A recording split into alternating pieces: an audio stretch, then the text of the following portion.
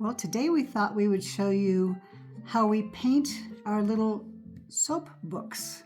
Aren't those the cutest things? Wait till you see it after it's painted. I do use a mold for these. I wish I could sculpt these, but I'm not that good. So we start with the mold soap. It's been cooling for a while now. I'm just going to put those to the side so you don't have to look at all of them. And I'm using on these a real pretty kind of bronzy gold mica. Normally I use gold or silver. What I do is I put a little bit of that in a little cup and I add rubbing alcohol to it.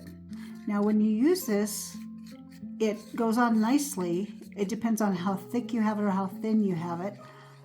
But the alcohol dissipates on the soap, so it just leaves the mica. Now when you do use these soaps, the mica is going to wash off, so you don't really need to worry about that. I have a couple of brushes here, fairly small and really small for detail. Although I'm not really a detail person. So what I usually do is I start off with the edges of the book here. And you can see I put a little bit of gold on there. Oh, that's pretty. I think these soaps would be adorable in a bookstore or a library as a display. And if I make any errors on this, I can take another brush or a piece of paper towel with a little bit of alcohol and rub it off. It's pretty forgiving. So I'll be doing the sides here. I know this is fascinating, isn't it? When I first started doing this, I would rush too fast and I would just make so many errors that I got really discouraged. So I've learned to kind of slow down a little bit.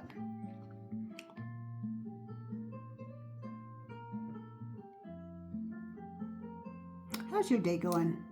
Is it a beautiful day where you are? I am in the Colorado Rockies and it's always beautiful here, whether it's snowing or sunny. Not crazy about the wind sometimes, but the snow is so pretty. And where we are, our snow doesn't stay usually for too long. I mean, we'll have snow on my side of the hill because I'm on that side of the hill. Until maybe April or May, I'll have little patches of snow. But we don't get a lot of snow, so it's not too bad. Okay, and then you see this center part. I'm going to just do a little quick one for that. I really like this color. Now the color of the book is brown. It looks a little bit purplish to me here, but I took it outside in the sun, and it is a light brown. Because, you know, old books, they have that beautiful brown leather or red or green, sometimes a silvery gray color. Now we call these books at the market, they are called Dorian's Diaries. I'll give you a little backstory on that. I saw a friend not too long ago and she said, we hadn't seen each other for a long, long time. She said, "What are you doing? Are you following the Dorian Gray principle?" And I kind of laughed and I said, "No, but I am using tallow cream that I make." And she said, "Well, whatever you're doing, keep doing it because you look great." So I, of course, thanked her. And soon after that, I came up with a soap or not a soap, a cream, a tallow cream that I really liked. Very minimal ingredients, just tallow, coconut oil, and vitamin E. And I thought, wouldn't that be fun to call it Dorian Gray? So I did. I did spell it a little differently than the book, so I wouldn't get in trouble. And then after I made that and made these, it just seemed to go naturally that I would call these Dorian's Diaries.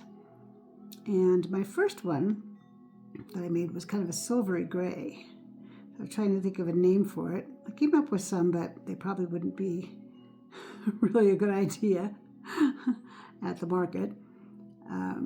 But these are Dorian's Diaries, and then the name of the book is Once Upon a Lather.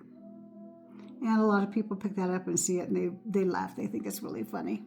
Okay, so now we have the front part and all the paper edges, I guess you call them. Once I've done that, now I'm not as good on this part because it's It's really detailed, so I don't worry about it too much. Nobody so far has said, oh, that's horrible. But there's a little embossed area here. And little tiny, like almost flowery ones in here. So I'm not real careful with those. I just want to make sure that they're covered with a little bit of gold. As I said, once you put water to these, the gold will wash off. I did take one into our local library the other day because every once in a while I will donate a basket to them for giveaways. They do, like reading programs and various things.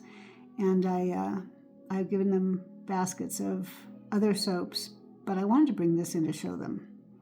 And the gal I handed it to just went crazy over it. She said, can I show this to everybody else? I said, of course you can.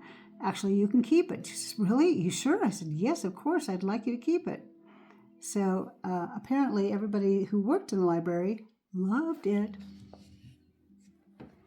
So I can also see these at a nice bookstore, like maybe one in Breckenridge or Boulder or someplace like that, or Telluride.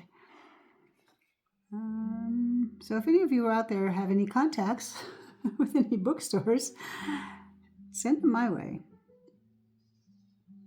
Okay, we're almost done here. I just have this one last little embossed area down here to do. And when I'm done with it, I'm just going to let this dry out, and I can add more alcohol to it when I want to refurbish it a little bit, and it should be fine. Okay, there we go. You can see a couple little mistakes there, but I'm not going to mess with them right now. I'll wait a little bit. And I just use 91% alcohol, rubbing alcohol in a little spray bottle to spray into there to get the mica kind of to rehydrate, I guess you would say. So now here's our little, isn't that cute? And thank you very much for watching. Have a great day.